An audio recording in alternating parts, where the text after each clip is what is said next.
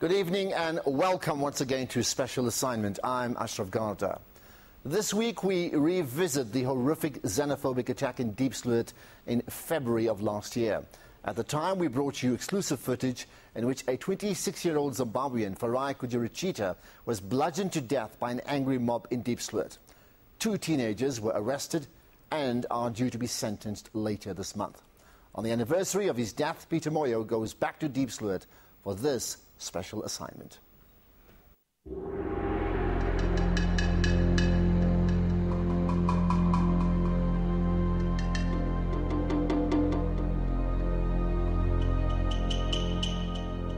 heart was beating and I was feeling no power in the knees. Then it came to say, maybe it is happening, maybe it's true.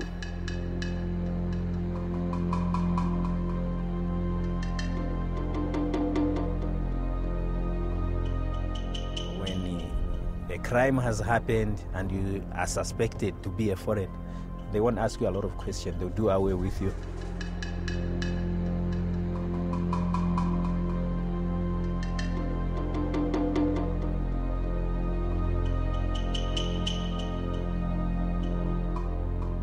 The fact that people know that they could get away with something when they do it is also a contributor.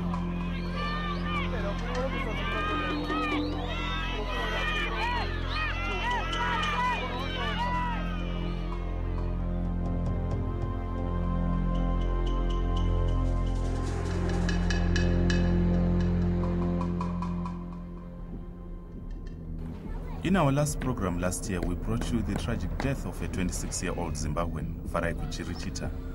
His last moments all captured on camera. All this in a community already grappling to deal with high crime and poverty. However, what had started as a genuine attempt to address high crime in the community soon turned ugly. All the sharks pointed out seemed to belong to foreign nationals, mostly Zimbabweans. Soon, scenes like those of the 2008 xenophobic attacks had been rekindled. Farai Kujirichita, a Zimbabwean, had just returned from an all-night prayer when he saw the mob. His curiosity to go and investigate would become his fatal mistake. I remember he was coming from the church with one of my other brothers. Then the other brother of mine went to see the wrestling around 11 in the other section of Diepsloot there. Then Farai was saying he was going to go and bath so they can meet again. On the way to his place where he was staying, there was a mob who were busy burning a shack. So Farai then decided, went in bath. After bathing, he came through. So he was just running to go and see what was also happening. Then, unfortunately, when he get there, while people were trying to disperse, then somebody suddenly caught him and asked him where he come from. The mob was charged up and baying for blood.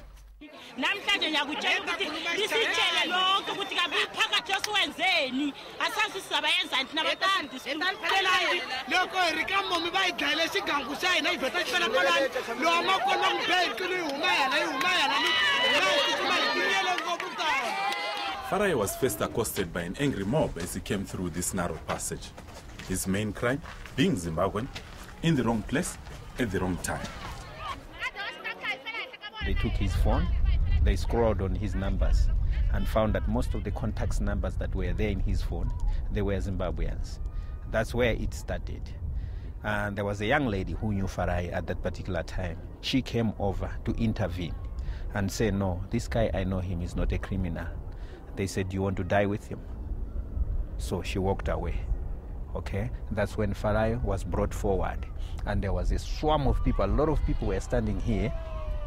They opened up a way for him. There was a burning caravan that was burning here, and a shack that was also used as a tuck shop. They were demolishing that shack. They were taking everything from the shack, throwing on the caravan that was burning. So when the space was opened up for Farai, they wanted him to throw himself right on the burning caravan. This is a stark reminder of the raging fire that was burning on the day Farai was met with an angry mob. So you can imagine this whole place swarming with thousands of people, seemingly leading Farai into the burning furnace. And there was no escape, but Farai decided to take his chances.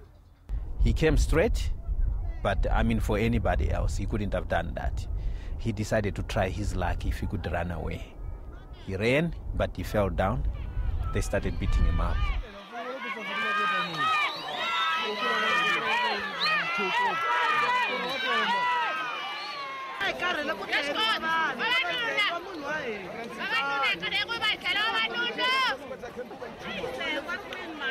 No one could escape.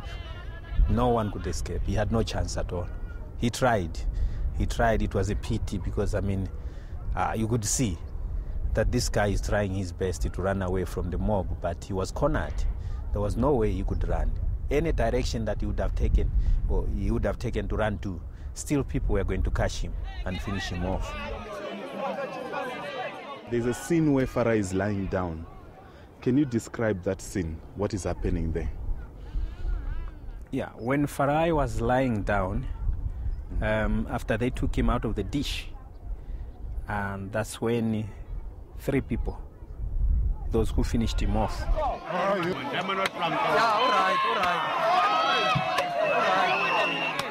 they started beating him with the, that old man started beating him with a plank on his head, and this other guy also punched him right on his groin here, and the young lady also took up a big rock just to throw it on his head. He was lying somewhere there. If you would kill a person in that nature, a person is lying down and you take a big plank and you hit him right on his face, his jaws. You beat him 7 times. That's more like killing a snake. I don't know whether it's the culture of South Africa where other people, because where I come from, when we see blood, we cry. We feel sorry. But here when they see blood, they suck it. They suck it. I cry when I see blood. I feel sorry. I don't want to see blood. I was born like that. I was taught blood is not good. Even when you hurt yourself? When I hurt myself, I call mom. But here when they see blood, they suck it. They celebrate. They clap. Children will be dancing. So I don't know whether it's their culture. I don't have the answer. As word of the attack spread, police rushed to the scene, but they were 20 minutes too late. Farai had breathed his last. His horrifying ordeal all captured live on camera. The moment we rushed in together from different angles, the first brother found him dead already. The other one also found him dead. And when I came in, he was dead already.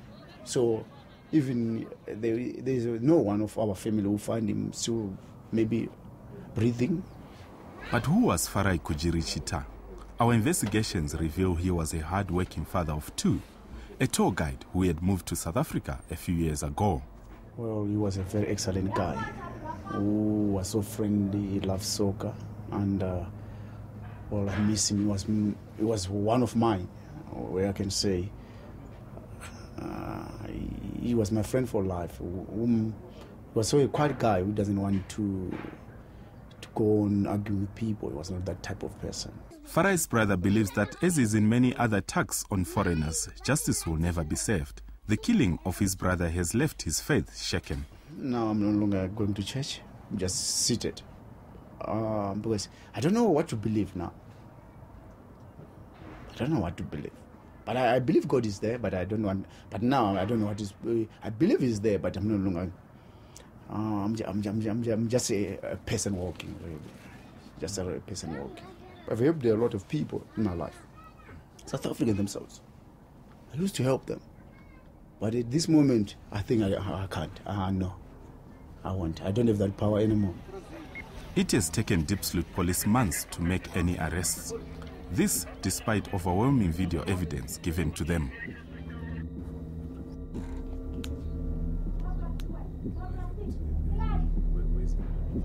In our last program, this 18-year-old woman was the first to be arrested for her part in the killing. This 17-year-old boy who had been on the run was arrested a day after his confession on special assignment.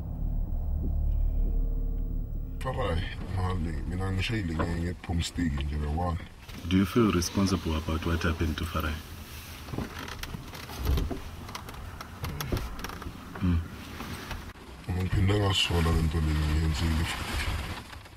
These four main suspects in Farai's murder remain at large. Despite numerous attempts, the Diepsloot police had still not replied to our request for an interview at the time of this broadcast. Well, that time will come. Everything of what is season. I think if God is still alive and God is still there, they will get a hard punishment one day. Is Farai fighting from beyond the grave? We'll find out more after this.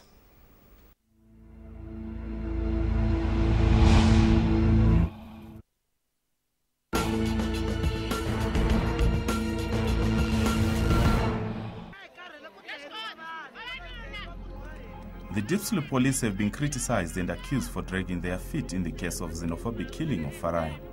Despite being in possession of the video evidence of the killing, only this woman and a 17-year-old boy had been arrested by the end of last year. This is the interview she gave to Special Simon in our last program. Because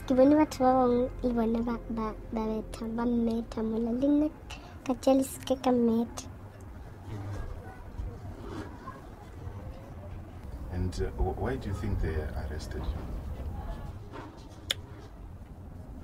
because it's all in like medical sick. And how do you feel about what happened? It's all for Yakwa. In the video, she's seen actively participating from the beginning, pelting Farai, before finally picking up a big stone which she uses to crush his head.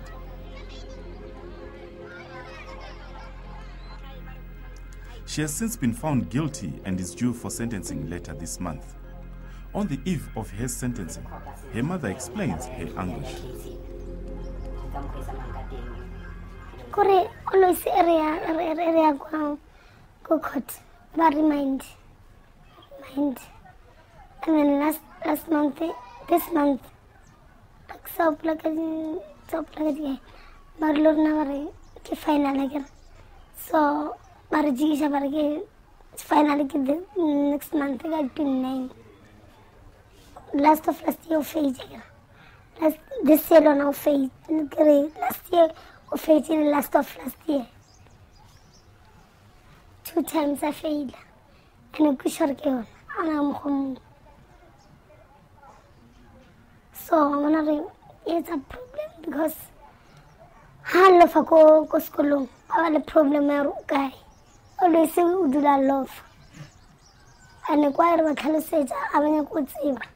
But now I'm going to depot animal court and then later our chelate, since I always record. Now I'm going to chelate. I am court always.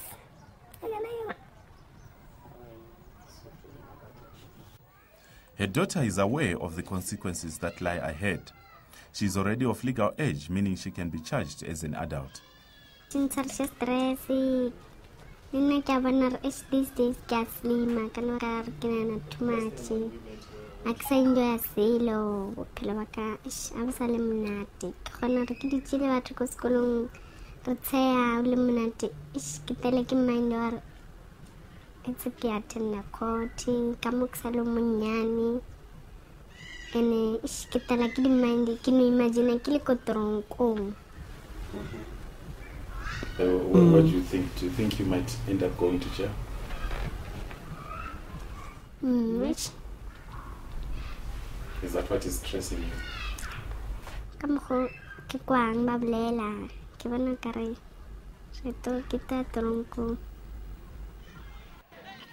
On the anniversary of Farai's death, she takes time to reflect on her actions.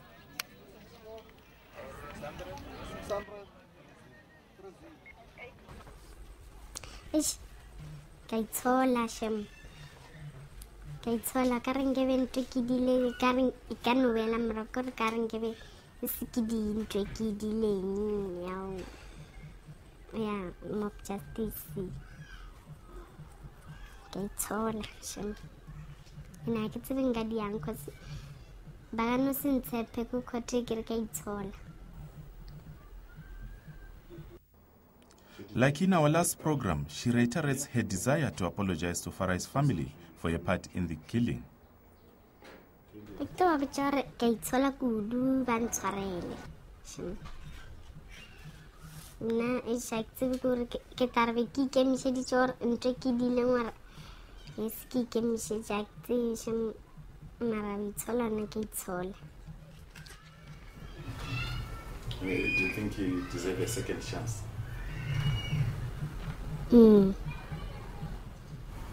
Yeah, say it in full.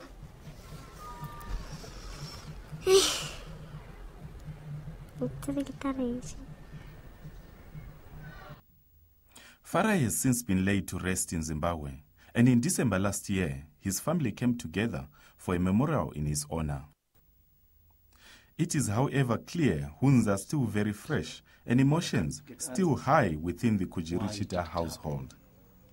But did he deserve that? Sure, those people were no mercy, and those people, to me, are devils. I don't have even a single feeling of a sorry to them. I don't have a single feeling to a sorry to them. I don't have. Do you wish what happened to Farai would happen to them? Well, for sure, because they've never asked for a sorry. They would never, I didn't even hear somebody saying sorry, because, well, they are aware that there's relatives, brothers of Farai, but they never come up to say they were sorry. No, it was not like that. Well, and the way they killed him, well, they were so excited, you know. I think even it was Jesus who never forgave those people like that. I don't think so. Coming up, the mysterious death of another suspect.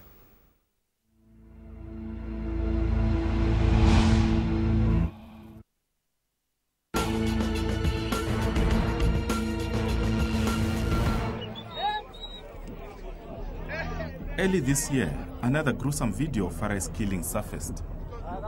As he lies helpless, the mob can be heard planning on how to proceed. A clear sign of a premeditated murder at play. We got interested in the actions of this man, seen here trying to set Farai alight.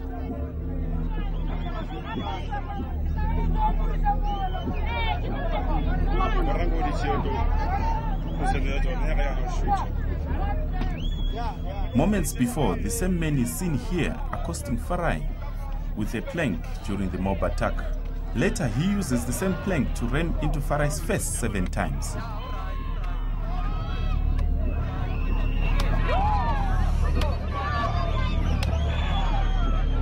So why has he eluded arrest for such a long time? It took Special Assignment less than 24 hours to track his relatives at his residence in Diepsloot. His relatives claim the suspect died under mysterious circumstances.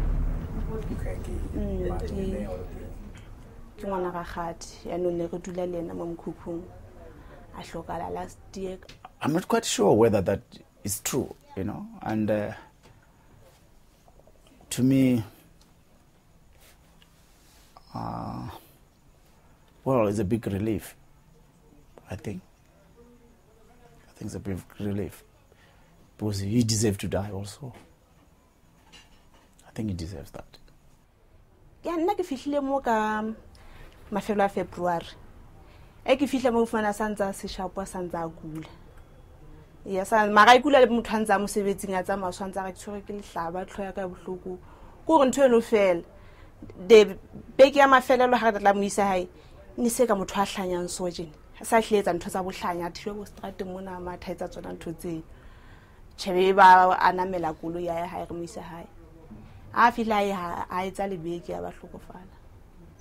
think Farai might be fighting from the grave? Well, African tradition is natural. It happens like that. Because people and gods, people and animals are different. People have got a big spirit. Sometimes it comes back and haunts you. It always happens. It's natural. I believe in that. The suspect's relative says she only came to know of his involvement in Farai's killing after we had shown her the video.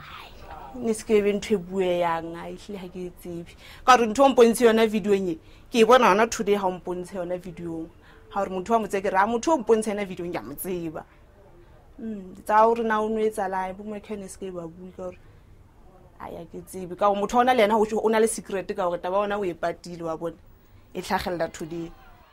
Has anything changed since Farai's death? Here in especially Diepsloot, I've witnessed some more cases after my brothers.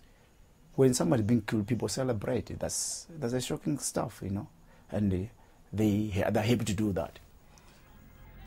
In an email response, Diepsloot police say they arrested another 30-year-old suspect linked to Farai's killing early this year. This, however, still leaves dozens of other suspects still at large, many of them still living openly in the community of Diepsloot. Recent media reports show that violence against foreigners of African origin continues unabated.